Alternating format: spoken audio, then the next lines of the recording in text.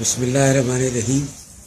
حضور اکرم صلی اللہ علیہ وسلم کی ذات مبارک اور ان کی حیات طیبہ کا ہر پہلو ہمارے لیے راہ ہدایت ہے۔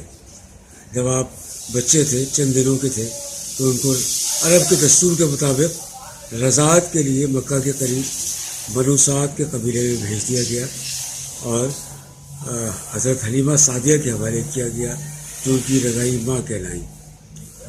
بنو سعد کا علاقہ چونکہ جو ہے یہ بنو سعد کا علاقہ ایک دیہی علاقہ ہے، اور عام طور پر اس زمانے کے رواج کے مطابق عرب میں جو شہروں میں بچے ہوتے تھے ان کو بچپن کے ایام گزارنے کے لیے کسی گاؤں میں بھیج دیتے تھے۔ گاؤں کی کھلی فضا میں ان کی صحت بھی اچھی ہوتی تھی اور عربی زبان بھی وہاں بہت فصیح و بلیغ بولی جاتی ہے۔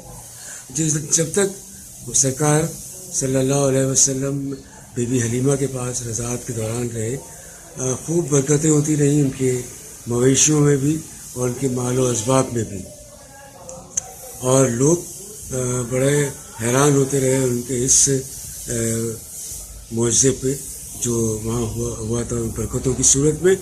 جب آپ 4 سال کے تھے تو شق الصدر کا واقعہ ہوا۔ گھر سے باہر بچوں کے ساتھ کھیل رہے تھے کہ 2 فرشتے جن میں حضرت جبرائیل علیہ السلام بھی تھے آئے اور آپ کا سینہ مبارک چاک کر کے قلب اطہر باہر نکالا اور اس کو سونے کے تشت میں رکھ کر آب زمزم سے دھویا، جس کے بعد اس کو دوبارہ قلب میں نصب کر دیا گیا۔